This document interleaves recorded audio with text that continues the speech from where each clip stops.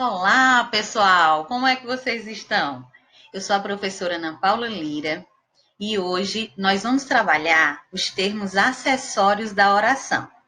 Mas antes de iniciarmos a nossa aula, eu gostaria que você, que ainda não se inscreveu no meu canal, se inscreva, que você acione o sininho para que você receba todas as notificações do nosso canal e que você curta a nossa aula, tá bom? Isso vai nos ajudar muito. Obrigada.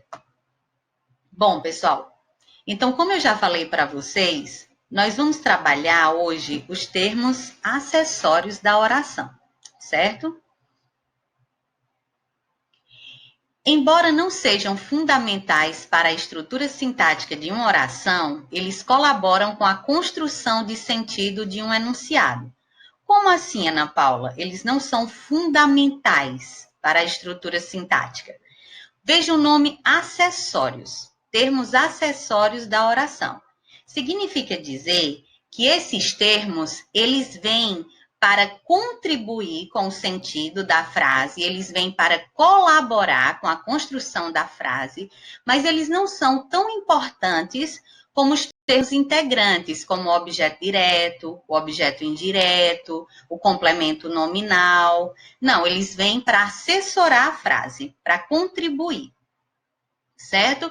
Então, nós temos aqui três termos integrantes da oração: o adjunto adnominal, o adjunto adverbial e o aposto. E ao final, nós iremos trabalhar o vocativo. O vocativo não é um termo da oração. Depois vocês vão entender por quê, certo? Então, vejam. Primeiro, nós temos o adjunto adnominal. É um termo que expressa uma característica fixa de um nome, certo? Então, quando eu digo blusa branca, o adjetivo branco expressa uma característica fixa, né, da blusa. A blusa, ela é branca, então ela serve para caracterizar e para determinar que blusa é a que eu estou falando. É a blusa branca. Então, além disso, ele circunda o substantivo. Circundar o substantivo é fazer vir junto, é abraçar o substantivo. Então, ele vai estar sempre ali ao redor do substantivo, né? Circulando ao redor do substantivo, abraçando o substantivo. Por isso, ele é nomeado de adjunto adnominal. Ó, você tem o prefixo ad antes da palavra junto, né? Junto, adnominal, nome, né? Aqui, claro que nome é com E, mas dentro da palavra adnominal foi trocada a letra E pela letra I, mas o fonema é o mesmo, né? Então, nós temos, ou seja, junto do nome. Então, adjunto adnominal é porque ele vai estar junto do nome, ele vai estar circundando esse substantivo, né? O nome que a gente fala é o substantivo. Então, ele vem para determinar o substantivo, para dar uma característica fixa ao substantivo, e ele vai estar junto desse substantivo, certo? Então, vamos entender através do exemplo. Aqui, Maria era uma criança obediente. Observe que Maria é o sujeito da oração. Era uma criança obediente é o predicado. Era é um verbo de ligação. Dentro desse predicado, nós temos o verbo de ligação, era, e nós temos o predicativo do sujeito, uma criança obediente, que é o predicativo. Dentro desse predicativo do sujeito, nós temos criança, que é o núcleo do predicativo. E temos também aqui os latidos de cachorro faz parte, né? Bom, então vamos ver aqui. Então, criança é o núcleo do predicativo, e ele é um substantivo. Morfologicamente, ele é um substantivo. Aí, observem que dentro desse predicativo, aqui, e circundando esse substantivo, determinando esse substantivo, nós temos o artigo uma e o adjetivo obediente, que estão determinando, que estão dando uma característica fixa a Maria, né? Ou seja, a criança, aqui que é Maria. Então, nós temos uma, morfologicamente, né, a função morfológica, ele é um artigo. Obediente, morfologicamente, é um adjetivo. Mas, sintaticamente, eles são adjunto adnominal. Eles vêm junto do nome, que é o substantivo, com a função de determinar, de caracterizar, de mostrar uma característica fixa do nome, certo? Então, observem, o adjunto adnominal, ele vai ser uma classe gramatical que vem junto do substantivo com a função de determiná-lo, de apresentar uma característica fixa desse substantivo. E ele faz parte do mesmo termo que o substantivo faz. Então, criança é o núcleo do predicativo do sujeito, o artigo e o adjetivo fazem parte do predicativo do sujeito, mas eles vêm com a função de determinar, de caracterizar a criança. Certo? Agora, olha esse outro exemplo. Seu pai tinha 2 alianças de ouro. Seu pai é o sujeito da oração, certo? Sujeito da oração. Tinha 2 alianças de ouro. Aqui, dentro do sujeito, nós temos o núcleo do sujeito, que é pai, que é um substantivo. E o pronome seu, né? Seu, morfologicamente, é um pronome possessivo. E observem que esse pronome, ele está dentro do sujeito, circundando o substantivo, com a função de caracterizar, de mostrar uma característica fixa, de determinar esse nome, de especificar esse substantivo. Então, seu, ele, morfologicamente é um pronome possessivo, mas sintaticamente ele vai ser um adjunto adnominal. A função dele é determinar. Então, ele vem junto do nome, junto do substantivo, com a função de caracterizar esse nome, né? Então, seu é um adjunto adnominal sintaticamente. Morfologicamente, ele é um pronome possessivo, ok? Depois, o predicado tinha 2 alianças de ouro. Tinha o quê? 2 alianças de ouro. O verbo ter é um verbo transitivo direto, ele pede um complemento sem preposição, né? Tanto que você faz a pergunta o quê? Quem ainda não entende sobre transitividade verbal, no nosso canal nós já temos uma aula sobre isso, então você pode procurar a aula sobre predicação verbal e assisti-la.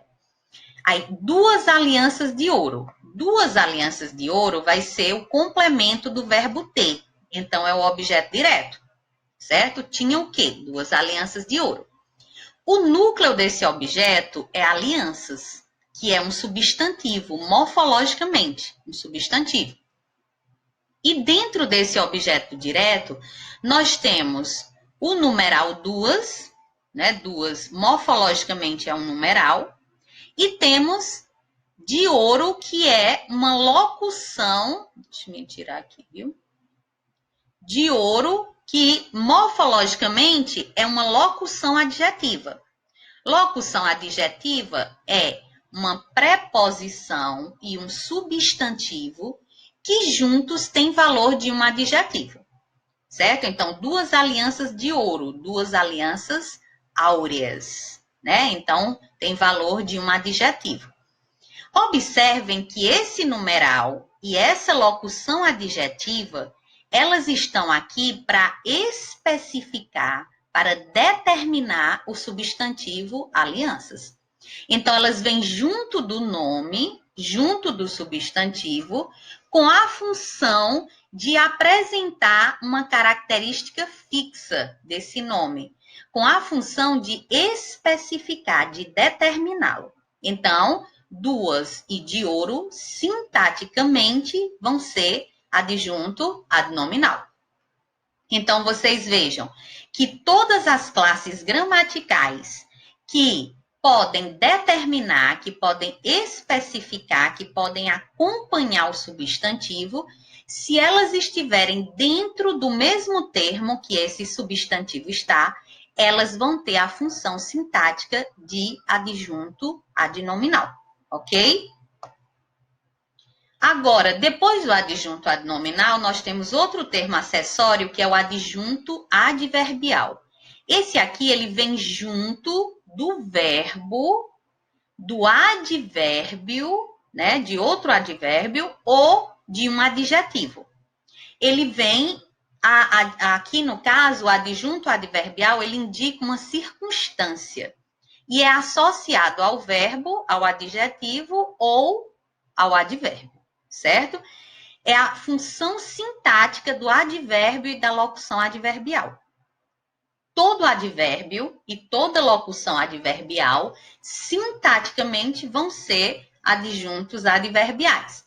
Vocês sabem que o advérbio é uma palavra que expressa circunstância. São 7 os advérbios de tempo, lugar, modo, afirmação, negação, dúvida e intensidade. Certo? Então, vamos ver aqui. Ontem fui ao cinema com meus amigos. Dentro dessa frase, nós temos a palavra ontem, que morfologicamente é um advérbio de tempo, certo? Ao cinema é uma locução adverbial, certo? Ela vem com a preposição, um artigo e um substantivo. A locução adverbial, ela tem como base a preposição e o substantivo, que vão expressar uma circunstância. Aqui ela expressa a circunstância de lugar. E temos com meus amigos, que vem com a preposição com e o substantivo amigos. E também entre essa preposição e o substantivo, nós temos o pronome. E ela expressa uma circunstância de companhia. Então, ontem, morfologicamente, é um advérbio de tempo. Ao cinema, morfologicamente, é uma locução adverbial de lugar. E com meus amigos, morfologicamente, é uma locução adverbial de companhia. E sintaticamente, elas vão ser um adjunto adverbial, certo? Adjunto adverbial são palavras que expressam circunstâncias. São os advérbios e as locuções adverbiais. Aqui, ó. Talvez alcancemos a meta devido ao esforço de todos. Nós temos talvez, né, que é um advérbio. Morfologicamente, ele é um advérbio de dúvida. Devido ao esforço de todos, é uma locução adverbial. Nós temos a preposição devido, né? E temos o substantivo esforço. Além da preposição e esse substantivo, nós temos a preposição a, temos o artigo o e temos a locução, né? Aqui uma locução pronominal de todos. Então, essa expressão aqui, ela expressa causa, é uma locução adverbial de causa, devido ao esforço de todos. Eu posso até dizer por causa do esforço de todos, certo? Devido a é uma locução prepositiva, que expressa causa. Então, ambos vão ser adjuntos adverbiais. Adjunto adverbial de dúvida, adjunto adverbial de causa. Nessa o bolo com uma espátula. Cortei o quê? O bolo. O bolo é o objeto direto da oração. Completa o sentido do verbo e não indica circunstância. Você faz a pergunta o que ao verbo. Então, o bolo é o objeto direto. Com uma espátula, indica o instrumento usado para cortar o bolo.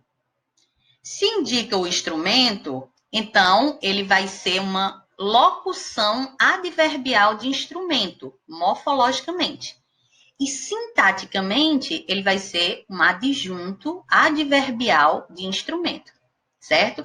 Então, a função morfológica, a classe gramatical, é locução adverbial de instrumento. E a função sintática é adjunto adverbial, certo? Então, os adjuntos adverbiais nada mais são do que os advérbios e as locuções adverbiais. né? Então, ele é a função sintática. Adjunto adverbial é a função sintática do advérbio e da locução adverbial. E temos o aposto. O aposto é um termo da oração que se junta a um substantivo, a um pronome ou a uma oração para explicá-los, resumi-los ou identificá-los. Entre o aposto e o termo a que ele se refere, há quase sempre uma pausa marcada por uma vírgula, 2 pontos, travessão ou parênteses, certo? Aqui, Mona Lisa, obra de Leonardo da Vinci, está exposta no Museu do Louvre. Isso aqui foi um pequeno erro, né, na hora de fazer o slide, certo? Então, desconsidere. Então, Mona Lisa, obra de Leonardo da Vinci, está exposta no Museu do Louvre. Obra de Leonardo da Vinci vai ser o aposto da oração. Observe que ele poderia ser retirado daí. Eu poderia dizer só Mona Lisa está exposta no Museu do Louvre. Mas obra de Leonardo da Vinci, ela se junta a esse substantivo para explicá-lo, para esclarecê-lo. Então, o aposto é muito importante para as pessoas que não têm conhecimento do assunto que eu estou falando, certo? Mas para uma pessoa que já tem conhecimento, esse aposto ele só serve para colaborar com o texto, certo? Mas para quem não tem, ele é fundamental, certo? Aí observem, normalmente esse aposto ele vem isolado. Aqui ele veio isolado por vírgulas. Ele é o que nós chamamos de aposto explicativo, certo? Porque existem alguns tipos de aposto. Existe o aposto explicativo, enumerativo, resumidor e especificativo. Esse aqui é um aposto explicativo. Aqui, algumas coisas incomodavam a Beata. Palavrões, gritos, nudez. Aqui era para ter uma vírgula, certo? Palavrões, vírgula, gritos, vírgula, nudez. Então, observem. Aqui, nessa frase, quando eu digo palavrões, gritos e nudez, nós temos o aposto, certo? Que vai esclarecer quais eram as coisas que incomodavam a Beata, né? Algumas coisas incomodavam a Beata. Eu poderia parar aqui, deixar um ponto final e pronto. Só que eu quis esclarecer que coisas eram essas. Então, eu esclareci através de uma enumeração. Eu enumerei palavras, né? E veio depois de 2 pontos. Então, palavrões, gritos e nudez vai ser um aposto enumerativo, certo? Organização, disciplina, compromisso. Tudo isso é fundamental no estudo. Observe que aqui, organização, disciplina e compromisso é o sujeito da oração, certo? Só esse sujeito, ele é o resumido por essa locução pronominal. Tudo isso.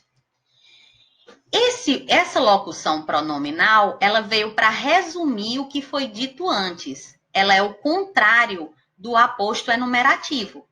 Enquanto o aposto enumerativo, ela vem depois de uma palavra de sentido abrangente e ela vem enumerando, né, para esclarecer, o aposto resumidor, ele vem depois de uma enumeração, certo? É quando existem outras situações que você poderia falar, mas você não quer continuar citando, você não quer continuar enumerando, então você usa alguma palavra para resumir, certo? Então, tudo isso é um aposto resumidor, e sempre que eu tenho um aposto resumidor, o verbo concorda com ele. O verbo não concorda com o sujeito composto, ele vai concordar com o aposto resumidor. E como o verbo concorda com ele, ele não vai ficar isolado para o verbo, ele vai ficar isolado para a palavra que ele resume, certo? Agora, o verbo só concorda com o aposto resumidor quando ele resume o sujeito, Se ele resumir outra classe gramatical, claro, ou outra função sintática, outro termo da oração, claro que o verbo não vai concordar com ele, certo? Aí aqui, a Avenida Marechal Floriano Peixoto é a principal da cidade. Esse é o único tipo de aposto que não vem isolado, é o aposto especificativo. O aposto especificativo é quando você tem um substantivo próprio que especifica o substantivo comum e que pode substituí-lo. Aqui, ó, Marechal Floriano Peixoto especifica qual é a avenida, que é a principal da cidade. E ela pode substituir a avenida. Eu poderia tirar a avenida daqui e dizer só assim: a Marechal Floriano Peixoto é a principal da cidade. Certo? Então, digamos que as pessoas estivessem falando de avenidas. Aí eu digo, aqui na minha cidade, a principal é a Marechal Floriano Peixoto. Então, ela pode substituir. O aposto, ele pode substituir o nome que ele explica, certo? O nome que ele especifica, o nome que ele resume, o nome que ele enumera. Então, o aposto pode ficar no lugar desse nome, certo? Então, Marechal Floriano Peixoto vai ser chamado de aposto especificativo. E para encerrarmos hoje o nosso estudo, nós temos o vocativo. O vocativo, ele é uma invocação, um chamamento, um apelo. Por isso que ele é chamado de vocativo, né? Porque ele vai chamar, ele vai invocar, ele vai apelar. Ele é um termo independente, pois não faz parte da estrutura da oração. Vocês estão vendo? Por isso que ele não faz parte dos termos essenciais, nem acessórios e nem integrantes. Ele é independente, certo? Ele não faz parte nem do sujeito e ele não faz parte do predicado. Então, pode ser isolado por vírgula ou seguido de ponto de exclamação. Nesse trechozinho do poema Navio Negreiro, de Castro Alves, nós temos: Senhor Deus dos desgraçados, dizei-me vós, Senhor Deus, se é loucura, se é verdade, tanto horror perante os céus? Ó mar, por que não apagas com a esponja de tuas vagas, de teu manto este borrão? Aqui nós sabemos que nesse momento o eu lírico ele invoca, ele chama Senhor Deus dos desgraçados, Senhor Deus e o mar.